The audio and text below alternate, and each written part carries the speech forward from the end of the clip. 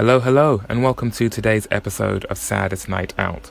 My name is Roy, and I am the host of this daily podcast, and it's primarily about music and creative culture in London. Today's episode has a new guest to the podcast. His name is Oliver Anicca. He is from Sydney, Australia. He's been on quite the journey in the recent weeks, and on this episode he tells us all about it. This is a man who is clearly on a mission, and on this episode he shares his mission statement.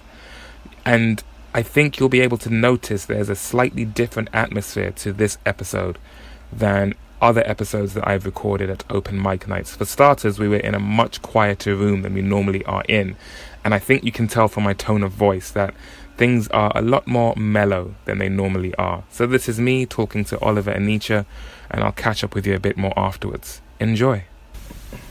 We are upstairs at the Plough. We've just finished our Sunday open mic, and I'm here with a performer who made their debut with us this week and is making their debut on the podcast right now. Would you kindly introduce yourself to the listeners? Hey there, I'm Oliver Anicca. Oliver, where do you hail from? I'm from Sydney, Australia. So what is the reason you're so far away from home? I am traveling to meet with potential collaborators and investors for my music, and also for an adventure, and also to decide where I want to launch the music. So I've been to LA for 2 weeks, and then to San Francisco for a week, then to New York for 2 weeks, and then over here, now I'm here in London with Roy, and then I'm going up to Berlin for a few days, for a few weeks, and then from Berlin to Karlsruhe to see some family, and then back to Sydney via Dubai.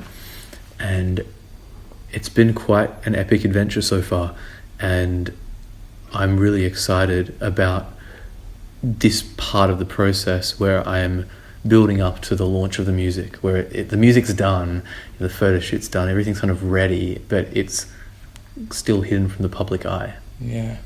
So far, as far as the public is concerned, there is a bit of a presence online that I've seen, but is it mainly the people that you're meeting face to face? You're planting seeds in various places? It's more planting seeds. Like, I'm not trying to grow a following. I'm not trying to get my music heard or get it out there right now. I'm looking to really launch officially in March or April next year. But in the meantime, I still want to meet people and want to collaborate with people and figure out, who is aligned with the vision of Oliver Anicca, who are the people that get the art and the music and what that can do for people and for the world, because the vision does go so much more, does go so far beyond purely good music. Although I love good music too, but it actually has such its purpose runs deeper. This feels like a very thoughtful and well plotted out plan. So how far back does all of this go? When was the idea of Oliver Anicca and this journey born? It's funny you say that, because while it is very there is a lot of thought that has gone into it, it's simultaneously very unplanned, because it's also a lot of this process has been living into the vision of Oliver Anicca, and that means like a lot of letting go of the need to or the perceived need to be in control of everything. And so it's been a lot of improvisation and risk taking in this process as well. But yeah, Oliver Anicca did come to me. The concept of Oliver Anicca came to me back in November 2016. So it's almost 3 years ago now that Oliver Anicca came to me. I was in Melbourne, and I recognized that I wanted to create music which facilitated and encouraged connection to your deepest, most authentic truth and most authentic self, and to bring that to the mainstream, because that was a type of way of conceptualizing life which I had been really unaware of until around that time, and I recognized that in popular culture, being with your most authentic truth and connecting to your deepest self is something which isn't actually discussed much, or isn't kind of brought much into the picture. Music tends to often either fall into a camp of, like a lot of mainstream music tends to encourage one to disconnect from their problems on a Friday or Saturday night and then go back to their job on Monday that they hate. Yeah. You know, or it tends to encourage an overindulgence in one's problems, in that it's like, oh no, my boyfriend or girlfriend broke up with me, that type of thing, and it makes that into the whole world. And I know firsthand how in the moment while you're attached, it does really feel like the whole world. It really does. But on the other side of that, once you can see that it's really not, and you can detach from that addiction, really, then there is so much freedom and happiness and peace. So 3 years in the making up to this stage, how much further ahead are you looking? Is it thought out all the way through to 2020, or is there, what's the bigger focus? What's planned, or where the improvisation can come in? At this point, certainly more the improvisation. I know that I am going to launch next year, and March/April is when I'm looking to launch publicly. But how that happens and even where that happens is going to depend a lot on what happens on this trip, and also what happens when I get home. And already on this adventure, I've met some incredible people, like some very, very special people, and that I know are going to be involved in one way or another in making this all happen. And between now and going back to Sydney, I don't know what's going to happen. Like, what I know is that I packed my studio up and my whole home into storage back in Sydney. I ended my lease before I went on my trip, so all my stuff's in storage, and when I come home, it's a fresh canvas. Wow. Was it a daunting commitment to pack everything up back home and set off on this journey, or did you know this was what needed to be done? I didn't realize I was going to actually pack up everything until a few weeks before I left, because there were some dramas with the landlord. Like, you know, right? It's so funny when we talk about all this esoteric but very important and valid but esoteric stuff, and then something so practical can still come into play, and it does. And I think I actually, on a little side note, I think that's something really important to understand, is that there is a synergy between the esoteric and the practical, and that those two are often seen as being somehow at odds with one another, but actually the practical can inform the spiritual and vice versa. And I think that the relationship between those two and the synergy between those two is really where the magic happens. And again, that's something that I think isn't embraced enough yet in the mainstream. It tends to be let's keep things very spiritual and airy-fairy and esoteric, or, you know, I am a very, or let's take a very intellectual approach to it and base everything upon our rationalization. And I think there is some real magic that happens when those two worlds fuse. Oh. This is the deepest I think I've ever gotten on one of these conversations. But you're making the journey. It seems as though you have material music-wise. Yes. So it sounds like in your mind there is a gap between what you want, where you want to be next year, and where you are now.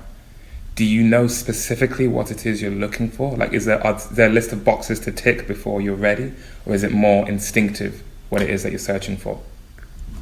One thing that I've learned through this journey is that were I to have a specific thing that I really know I need to have this, or I'm not going to be happy if I don't achieve this particular box, if this particular box does not get ticked, then I will feel like I failed or something like that. That in itself is an attachment. That is something that is that in itself is going to would force me to take a fear-driven approach to what I'm doing. And as soon as I flip into a fear-driven approach, then I'm behaving like what most of the world is behaving like right now. Then I'm behaving in a way that is going to contribute to the issues which most of the world is currently contributing to, which is why we're at this crisis point. Because I see the way in which we engage with the external world as a direct reflection of how we engage with our internal world.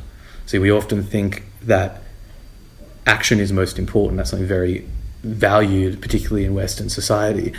Yet every action is based upon a thought or a feeling or a volition beforehand. And that's really where the trigger begins. And so for myself with the music, to bring that back to the music, if I were to lead with the action instead of the volition, and in terms of what your question, that would mean if I were to decide what I want based upon a certain box to tick, rather than how it is that I want to engage with the world, then I'm leading myself into a hole. I'm digging my own grave there. And ironically, I know that is exactly how I wouldn't achieve what I want to achieve. And so I am so open-minded about what might come. What I do know is that my commitment is to living into my most authentic truth, so that I am practicing what I'm preaching, so to speak, and that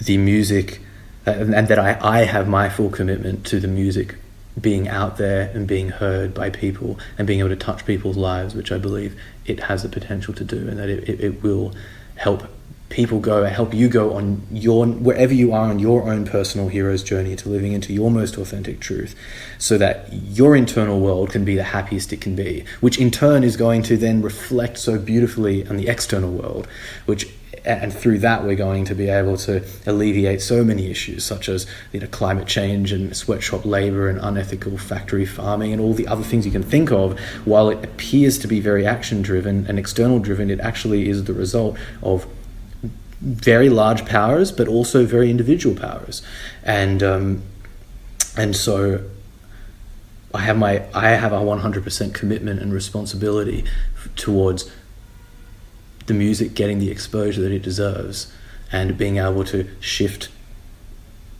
the way in which we as a society, as a global society, engage with the world.